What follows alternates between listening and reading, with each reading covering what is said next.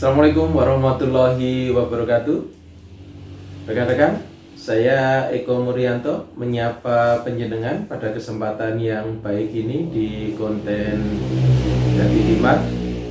Alhamdulillah hari ini kembali bisa membuat konten untuk penjenengan.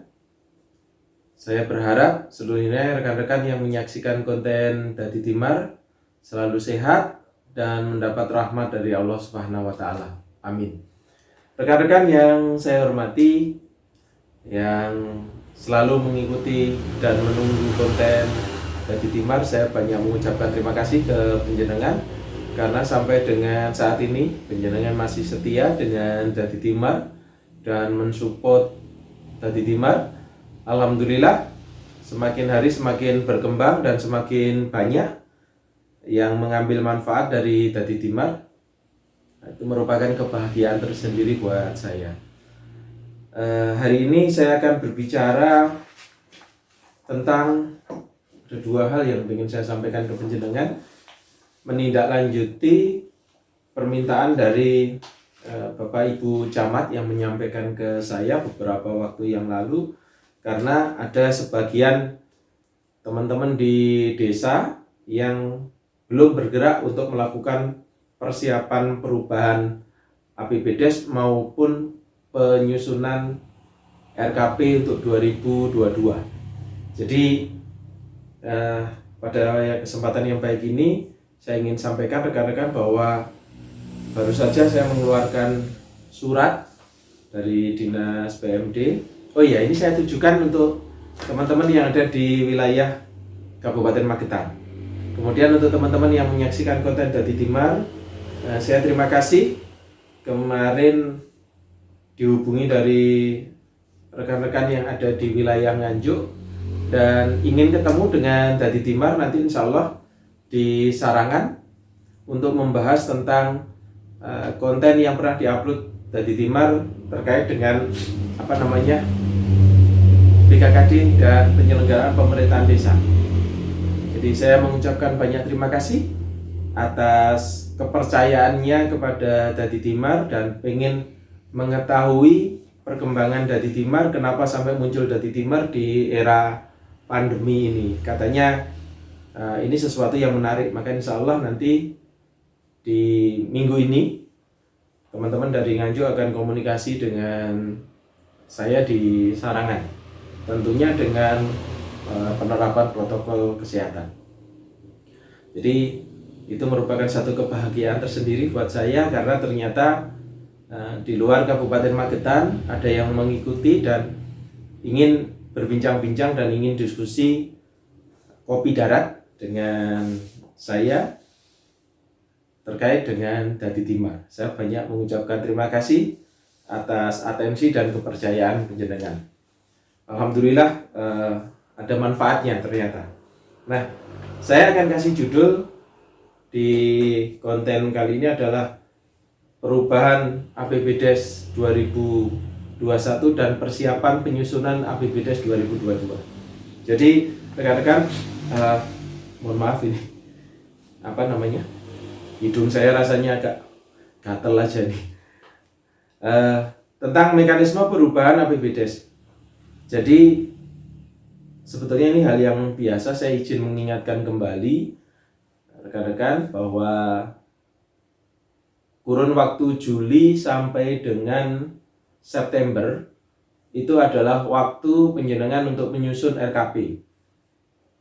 Ya, RKP harus disusun di Juli sampai dengan September. Artinya batas akhir penyusunan RKP adalah di bulan September ini. Jadi rencana kerja pemerintahan desa ini harus disusun paling lambat di bulan September ini. Langsung saya sambil minum ya. Ini air saya kasih madu sama jeruk lemon, agak segar karena untuk nambah imun katanya begitu. Saya lanjutkan. Jadi saya berharap penjenengan sudah melaksanakan penyusunan RKP untuk tahun 2022, sudah mengerucut, sudah disahkan, ada sebagian yang laporan sudah disahkan dan ada sebagian yang belum.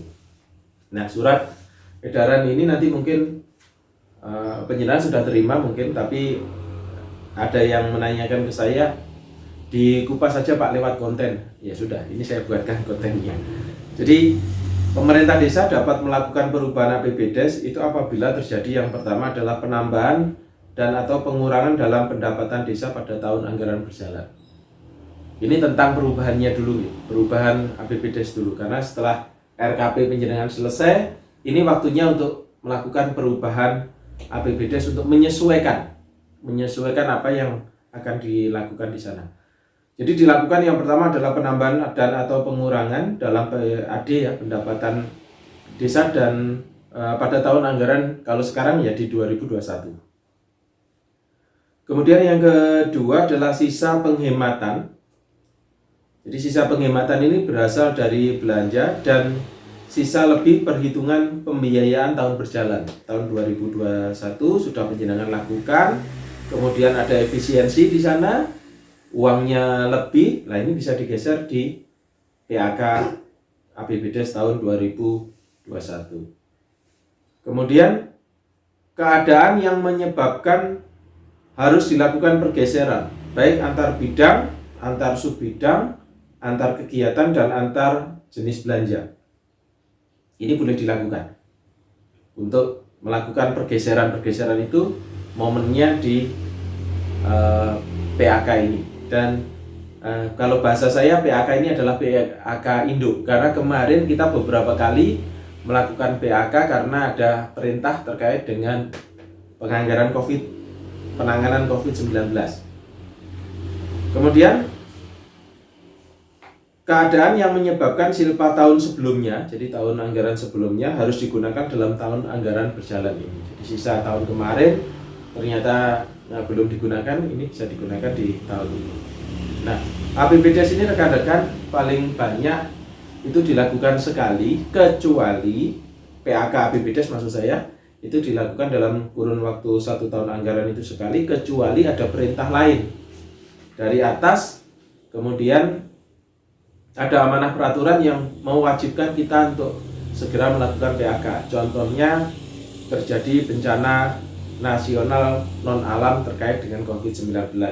Makanya di 2020 ya, itu penganggarannya PAK-nya bisa berkali-kali khusus untuk COVID. Nah, sekarang kita masuk ke PAK Indo. Jadi ini harus dilakukan teman-teman untuk mereview kembali kegiatan-kegiatan apa yang akan dilakukan pergeseran, baik antar bidang, subbidang, kegiatan, antar kegiatan, dan seterusnya. Jadi ketika terjadi perubahan ini, maka penjenengan harus segera melakukan pergeseran anggaran lewat APBDes. Perubahan APBDes maksud saya. Nah, sekarang saya akan berbicara tentang persiapan penyusunan APBDes di 2022. Jadi saya sudah keluarkan surat sebagai pedoman, sebagai guider penjenengan, sebagai rambu-rambu penjenengan untuk segera melaksanakan ini. Dan ini nyuwun tulung untuk dicermati karena saling berangkaian. PAK tadi saya singgung sedikit saja karena sudah terbiasa PAK kan. Nah, sekarang untuk APBDes 2022 tentu saja penjenengan harus memperhatikan RKP-nya, makanya RKP harus jadi dulu. Kemudian setelah itu baru penyusunan APBDes 2022, draftnya dulu. Apa yang harus dilakukan? Nah, penjenengan silahkan simak. Jadi dengan memperhatikan ketentuan Permendagri nomor 20 tahun 2018 tentang pengelolaan keuangan desa, khususnya di pasal 32 sampai dengan 38 yang mengatur tentang mekanisme penyusunan anggaran pendapatan dan belanja desa. Nah, di sini ini sesuai dengan pertanyaan Bapak Ibu Camat tadi. Apa perannya camat untuk APBDes ini? Jadi yang pertama, Bapak Ibu Camat, dan ini untuk teman-teman yang lain menjadi referensi, saya harapkan konten ini nanti bisa dicermati bareng-bareng antara pemerintah kecamatan, desa, dan juga teman-teman yang ada di BPD untuk penyusunan APBDes di 2022. Yang harus dilakukan, ini ada sedikit saya rubah nanti silahkan penjenengan ikuti karena ada hal yang baru nanti di 2021 untuk pelaksanaan 2022. Karena memang Dinas PMD itu diberikan kewenangan oleh Pak Bupati untuk memberikan petunjuk teknis tentang penyusunannya. Ini saya buatkan rambu-rambunya dulu, nanti masih ada kupasan untuk berikutnya tapi di konten selanjutnya. Untuk penyusunan APBDes, jadi Pak Camat, Bapak Ibu Camat melakukan monitoring dan evaluasi penyusunan APBDes di 2022. Apa yang harus dilakukan Pak Camat dan Bu Camat? Yang pertama adalah memastikan bahwa Sekdes sudah menyampaikan rancangan peraturan desa tentang APBDes kepada Kepala Desa. Selanjutnya disampaikan oleh Kepala Desa kepada BPD untuk disepakati bersama dalam musyawarah BPD. Jadi sekali lagi, yang menyiapkan rancangan peraturan desa ini adalah Sekdes, ya. Kemudian setelah rancangannya jadi, diserahkan kepada Kepala Desa. Kenapa harus diserahkan kepada Kepala Desa? Karena Sekretaris Desa itu adalah perangkat desa yang mendapatkan tugas sesuai dengan undang-undang adalah membantu Kepala Desa dalam penyelenggaraan pemerintahan. Jadi, jangan terpisah antara Sekdes dengan Kepala Desa. Karena di Magetan ini masih ada banyak kekosongan Sekdes, maka tugas ini juga menjadi tanggung jawab PLT Sekdes. Tapi saya sebutnya Sekdes. Sekali lagi, Sekdes membuat rancangan harus bisa ya, harus bisa. Nanti kalau nggak bisa sama-sama belajar. Bisa tanya ke kecamatan. Karena banyak yang baru. Sekdes di Kabupaten Magetan sekarang yang terisi 136 dari 207 desa. Sisanya masih PLT dan ini dalam proses pengisian karena baru saja saya buatkan konten tentang mutasi dan pengisian perangkat. Penjenengan sudah simak saya yakin. Setelah rancangan jadi diserahkan kepada Kepala Desa selaku atasan dari Sekretaris Desa. Selanjutnya dibahas berdua ya, antara perangkat desa dengan Kepala Desa. Kenapa dibahas di sini? Karena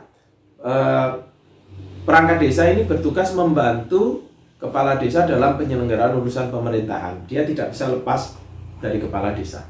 Makanya harus jadi satu. Setelah dibahas, clear, serahkan kepada Bapak Ibu BPD untuk dibahas dalam Musdes. Nah, rancangan peraturan desa ini tentang APBDes ini disepakati rancangannya setelah tadi draft kemudian dirubah menjadi rancangan, itu disepakati paling lambat itu bulan Oktober tahun anggaran berjalan.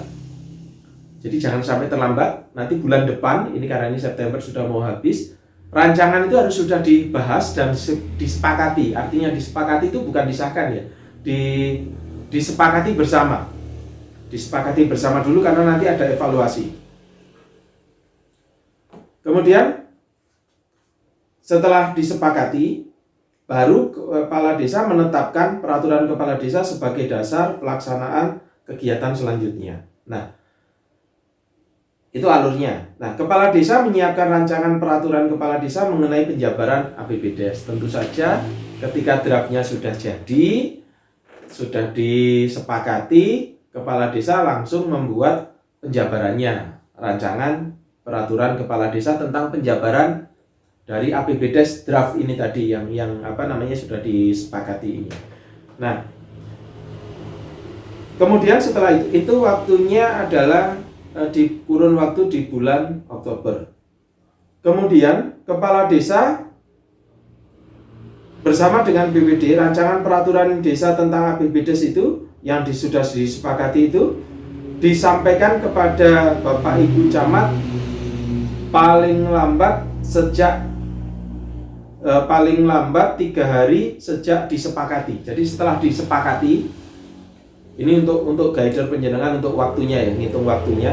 Setelah rancangan ini disepakati bersama antara pemerintah desa dengan BPD, nyun tulung Bapak Ibu BPD, maka paling lambat 3 hari diberikan kepada Bapak Ibu Camat untuk dievaluasi. Bapak Ibu Camat nanti akan membentuk tim evaluasi APBDes ini. Kemudian Camat melakukan evaluasi dengan panduan evaluasi rancangan peraturan desa tentang APBDes. Jadi melakukan evaluasi terhadap rancangan peraturan APBDes tadi. Nah, untuk penyampaian rancangan ini, Bapak dan Ibu, nyuwun tolong dilengkapi ya. Jadi yang pertama adalah surat pengantar dari pemerintah desa yang ditandatangani oleh kepala desa. Ya, yang ditandatangani oleh kepala desa selaku pemimpin penyelenggara pemerintahan desa. Kemudian APBDes tadi, rancangan APBDes tadi yang pertama dilampiri dengan surat pengantar itu, yang kedua rancangan peraturan kepala desa tentang penjabarannya. Jadi di samping itu juga ada rancangan peraturan kepala desa tentang penjabarannya.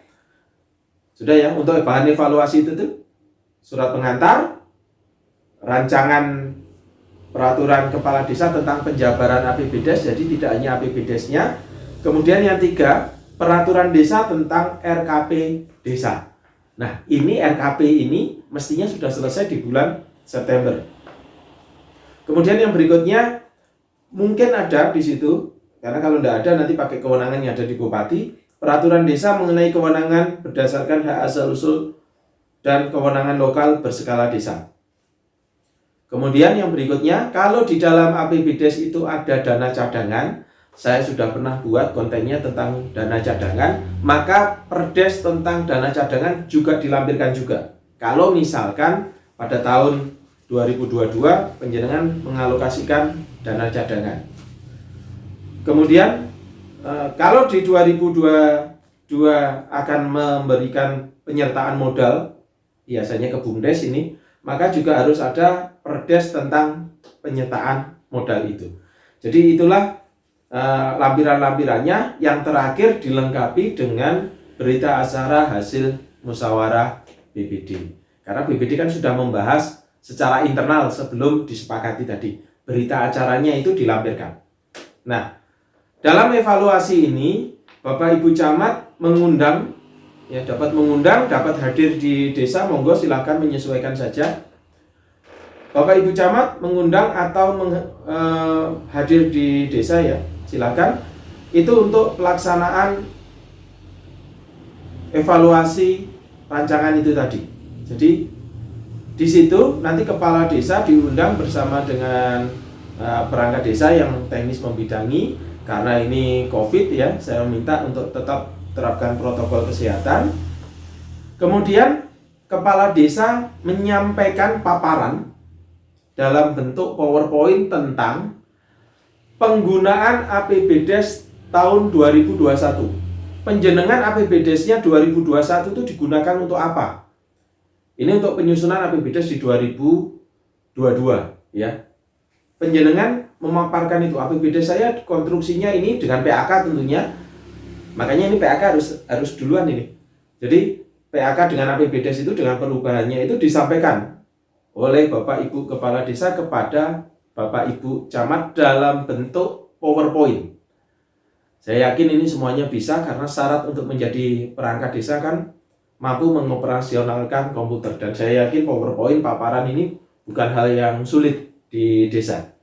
Kemudian paparan PowerPoint ini yang penjenengan sampaikan untuk pelaksanaan di 2021 ini oleh Bapak Ibu Camat nyuwun tulung dibuatkan satu folder, dikirim yang berisi file dari paparan masing-masing desa di wilayah penjenengan.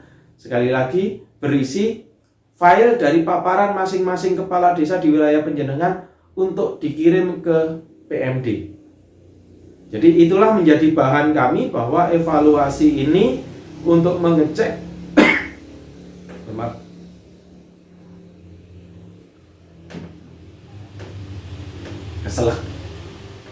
Jadi paparan PowerPoint ini dijadikan dasar untuk kami sebagai file bahwa penjenengan sudah melakukan paparan. Itu fungsi kontrol kami kepada Bapak Ibu Camat dan nyuwun tulung Bapak Ibu Camat harus ada paparan PowerPoint dari masing-masing desa, kemudian penjenengan file. Yang dikirim soft copy ya, nggak usah hard copy-nya atau cetakannya nggak usah, soft copy aja. Karena filenya nanti akan kami himpun, itulah yang database kami tentang penggunaan APBDes di 2021. Ini yang berbeda yang belum ada di tahun-tahun sebelumnya. Jadi mulai 2021 setiap kepala desa harus memaparkan kepada Bapak Ibu Camat tentang penggunaan APBDes tahun sebelumnya. Artinya tahun 2021, kemudian baru nanti di situ akan kelihatan kegiatan mana saja yang sudah dilaksanakan, kegiatan mana yang belum, kemudian mana yang harus dilanjutkan menjadi silpa di 2022. Sehingga nyambung antara tahun sebelumnya dengan tahun yang direncanakan. Evaluasinya menjadi bahan di situ. Selanjutnya, hasil evaluasi itu dituangkan dalam keputusan camat. Disampaikan kepada kepala desa paling lama 20 hari kerja terhitung sejak diterimanya rancangan dimaksud. Jadi setelah Bapak Ibu Camat menerima rancangan paparan sudah langsung menerima rancangan, penjenengan punya waktu paling lama 20 hari. Tolong pemahaman 20 hari paling lama ini jangan dimanai nunggu 20 hari, bukan. Tetapi boleh penjenengan segera melakukan evaluasi, buatkan keputusan. Keputusan camat tentang hasil evaluasi. Ya, keputusan camat tentang hasil evaluasi.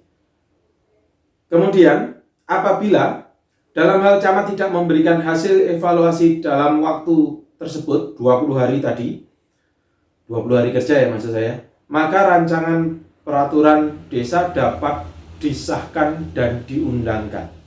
Apabila penjenengan melampaui batas waktu 20 hari kerja ini, maka rancangan itu sudah dapat diundangkan dan disahkan menjadi APBDes, menjadi peraturan desa. Nah, ini Bapak Ibu Kepala Desa, jika hasil evaluasi camat menyatakan bahwa rancangan peraturan desa tersebut telah sesuai dengan ketentuan perundang-undangan yang lebih tinggi, kepentingan umum, dan RKP desa, selanjutnya Kepala Desa menetapkan menjadi peraturan desa. Setelah hasilnya tadi lewat 20 hari atau sebelum 20 hari sudah muncul keputusan dari Bapak Ibu Camat, maka sudah bisa dilakukan. Kemudian dalam hal hasil evaluasi tersebut menyatakan bahwa rancangan peraturan desa tidak sesuai dengan ketentuan peraturan perundangan yang lebih tinggi, artinya yang lebih tinggi itu termasuk skala prioritas penggunaan dana desa ya, karena itu diatur di Permendes 7 2021. Saya sudah buat kontennya juga, nanti silahkan, karena itu berangkaian, nyuntulung review kembali konten Dadi Timar tentang skala prioritas penggunaan dana desa. Nah, apabila tidak sesuai, maka kepala desa bersama BPD melakukan penyempurnaan sesuai dengan arahan dan hasil evaluasi itu tadi. Penjenengan melakukan penyempurnaan ini paling lama 20 hari kerja dihitung sejak hasil evaluasi. Kemudian, apabila hasil evaluasi dari Bapak Ibu Camat itu tidak ditindaklanjuti oleh kepala desa tetapi tetap kekeh menetapkan peraturan desa, maka Bupati dapat membatalkan peraturan desa itu karena tidak lewat atau tidak memperhatikan evaluasi camat. Dalam evaluasi ini Bapak dan Ibu Camat, saya minta ketika terjadi pembetulan, ketika terjadi koreksi, tolong tunjukkan salahnya. Tentunya dengan cara-cara yang arif ya, jangan pokoknya rata tompo, jangan. Ini kewenangan ini diberikan ke penjenengan selaku kepanjangan tangan dari Pak Bupati karena sudah ada pelimpahan kewenangan untuk mengevaluasi peraturan desa khususnya APBDes ini. Kemudian apabila itu tidak sesuai maka dibatalkan oleh Bupati. Kepala desa memberhentikan pelaksanaan peraturan desa dan peraturan kepala desa apabila sudah terlanjur dibatalkan oleh Bupati ya, paling lama 7 hari kerja. Dan selanjutnya kepala desa bersama BPD mencabut peraturan desa dan peraturan kepala desa dimaksud. Artinya ketika dibatalkan oleh Pak Bupati maka penjenengan berkewajiban mencabutnya. Nah, dalam hal pembatalan itu pembatalannya tadi itu, maka kepala desa hanya dapat mengeluarkan ketika APBDes penjenengan dibatalkan di 2022, Kepala desa hanya dapat melakukan pengeluaran terhadap operasional penyelenggaraan pemerintahan desa dengan menggunakan pagu tahun sebelumnya sampai penyempurnaan rancangan peraturan desa tentang APBD disampaikan dan mendapat persetujuan Bupati. Tentu saja Pak Bupati nanti dalam memberikan persetujuan harus memperhatikan evaluasi Bapak Ibu Camat. Itu terkait dengan draft sampai dengan pelaksanaannya. Kemudian mekanisme penetapan APBDes-nya, rancangan peraturan desa tentang APBDes tahun 2022 nantinya yang telah dievaluasi ditetapkan oleh kepala desa menjadi peraturan desa tentang APBDes. Peraturan desa tentang APBDes ini ditetapkan paling lambat, berarti setelah selesai evaluasi itu penetapannya paling lambat 31 Desember. Sehingga penjenengan saran saya mulai Oktober itu sudah mulai bergerak untuk menyusun draft, kemudian kerjasama dengan BPD dan seterusnya Bapak Ibu Camat untuk mengevaluasi, sehingga penetapannya bisa penjenengan atur paling lambat 31 Desember tahun 2021 untuk APBDes 2022. Ya. Jadi sekali lagi paling lambat di situ. Nah, kemudian setelah itu kepala desa menetapkan peraturan kepala desa tentang penjabaran APBDes-nya. Kemudian kepala desa menyampaikan peraturan desa tentang APBDes dan peraturan kepala desa tentang penjabaran APBDes ini kepada Bupati melalui Bapak Ibu Camat paling lama 7 hari kerja sejak ditetapkan. Nah, selanjutnya kepala desa menyampaikan informasi mengenai APBDes kepada masyarakat. Silahkan, boleh dipampangkan, boleh lewat media informasi.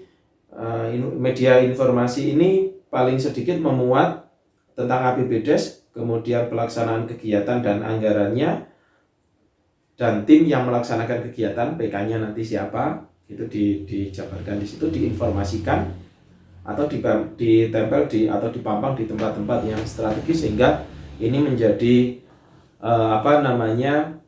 kontrol dari masyarakat, karena APBDes ini adalah sifatnya terbuka, ya, sifatnya terbuka. Nah, kemudian Bapak dan Ibu, itu tentang mekanisme penyusunan APBDes, mudah-mudahan nggak terlalu cepat ya penjelasan saya.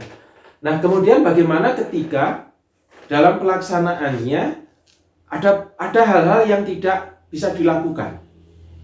Contoh, sudah terlanjur menetapkan satu kegiatan A, ternyata ketika mau dilaksanakan tidak memungkinkan, maka kegiatan itu jangan dilakukan, jangan diserap dulu anggarannya, ya, apakah itu bersumber dari dana desa, dari PAD atau dari mana. Nah, setelah itu nanti di PAK berikutnya, di tahun berikutnya, maksud saya di tahun berikutnya itu di tahun anggaran berjalan, ketika APBDes ini sudah operasional, itu baru penjenengan sesuaikan. Saya sangat tidak berharap rekan-rekan jangan ada lagi kegiatan yang tidak bisa dilakukan tapi pertanggungjawabannya tidak kelihatan. Artinya tidak kelihatan itu sudah ditetapkan di dalam APBDes, tidak bisa dilaksanakan. Nah, tidak bisanya itu karena apa? Kemudian dananya yang di kegiatan ini kan bergeser menjadi silpa, atau itu nanti di PAK bisa dirubah. Prinsipnya pada kesempatan ini saya ingin menghimbau penjenengan seluruhnya, ya, biar nggak terlalu panjang kontennya. Saya ingin menghimbau penjenengan seluruhnya yang menyaksikan konten Dadi Timar ini, khususnya Bapak Ibu Camat dan Bapak Ibu Kepala Desa, perangkat desa, serta Bapak Ibu BPD dan juga yang tergabung di dalam LKD, bahwa rambu-rambu ini penjenengan melakukan pembuatan APBDes, perubahannya, jangan lupakan RKP.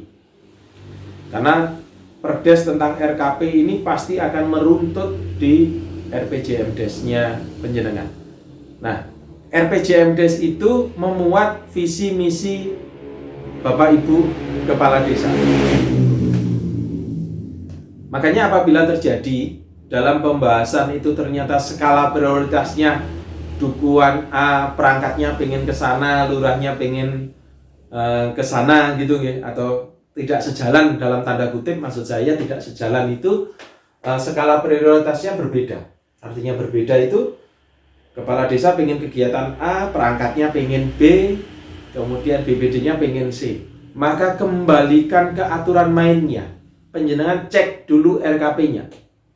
Di RKP tidak ada, lihat di RPJMDes-nya. Tapi seharusnya di RKP ada. Kenapa lihat di RPJMDes? Jangan lupa bahwa RPJMDes itu adalah pengejawantahan dari visi misi kepala desa pada saat Bapak Ibu kepala desa mencalonkan. Saya harapkan ini sudah final karena Pilkades sudah selesai. Jadi visi misi yang diikuti adalah visi misi kepala desa. Jangan membuat keinginan sendiri-sendiri, karena nun sewu, keinginan dengan kebutuhan itu berbeda. Jadi visi misi saya yakin itu mengadopsi karena sudah dituangkan dalam RPJMDes, itu menyangkut kebutuhan masyarakat secara makro yang bagaimana sesuai dengan janji politik Bapak Ibu kepala desa ketika saat mencalonkan. Makanya ketika terjadi persimpangan, saya sangat berharap tidak terjadi persimpangan, tapi ketika terjadi persimpangan pendapat baik dari apapun itu, kembalikan ke normatifnya, ke RPJMDes. Sebetulnya 6 tahun itu kepala desa mau berbuat apa. Makanya RPJMDes-nya itu menjadi guider di sana. Nah, RPJMDes saya juga sudah pernah buat konten tentang review RPJMDes. Itu bisa dirubah ketika terjadi sesuatu yang mendesak dan luar biasa seperti COVID-19 ini. Itu terkait dengan bagaimana kita melakukan PAK, bagaimana kita menyusun RKP, dan bagaimana persiapan kita untuk melaksanakan penyusunan APBDes di 2022. Sekali lagi ada hal yang baru, seluruh kepala desa di wilayah Kabupaten Magetan tolong untuk paparan tentang penggunaan APBDes, pelaksanaan APBDes penjenengan tahun 2021 kepada Bapak Ibu Camat dalam bentuk paparan PowerPoint sederhana saja.